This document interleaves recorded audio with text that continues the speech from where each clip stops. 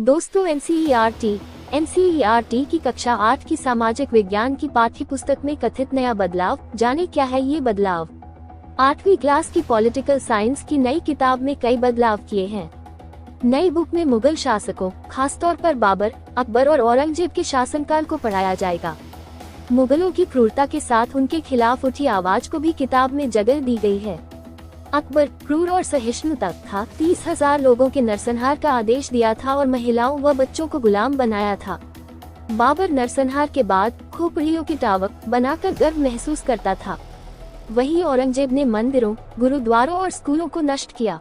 मुगलों का ये डार्क साइड अब एनसीईआरटी की किताबों में पढ़ाया जाएगा।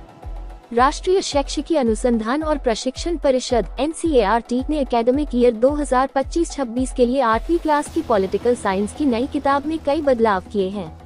नई बुक में मुगल शासकों, खासतौर पर बाबर, अकबर और औरंगजेब के शासनकाल को पढ़ाया जाएगा।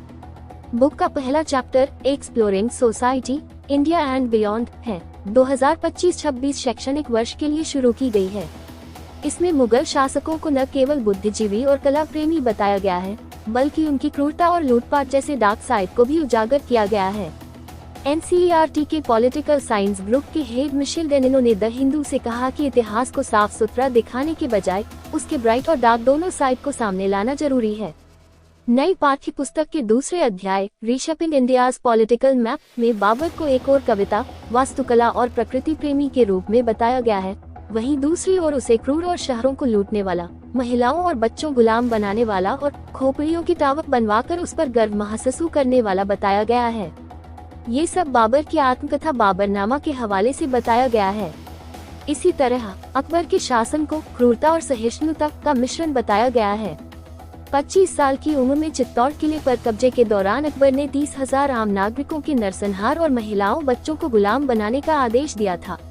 बुक में अकबर के एक बयान का भी जिक्र है, जिसमें वो कहता है कि उन्होंने काफिरों के किलों पर कब्जा कर इस्लाम स्थापित किया और मंदिरों को नष्ट किया।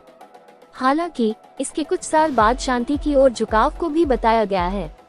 किताब में औरंगजेब के बारे में बताया गया है कि उसने मंदिरों, जैन मंदिरों और सिख गुरुद्वारों को नष्ट करने के फरमान जारी किए।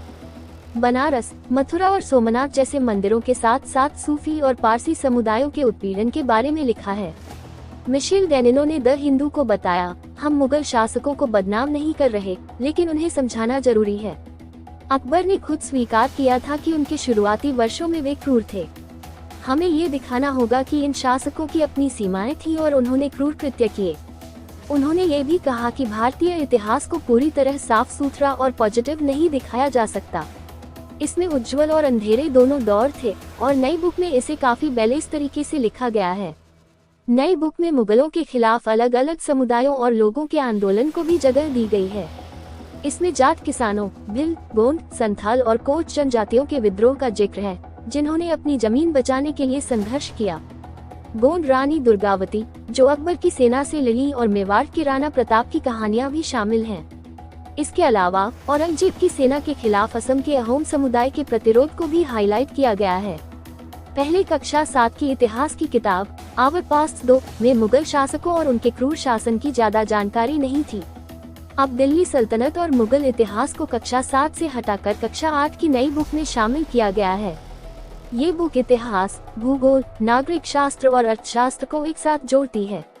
एनसीईआरटी अधिकारियों ने बताया कि कक्षा 8 की यह बुक मिड जुलाई तक दुकानों में उपलब्ध है और इसका दूसरा हिस्सा अक्टूबर में आएगा।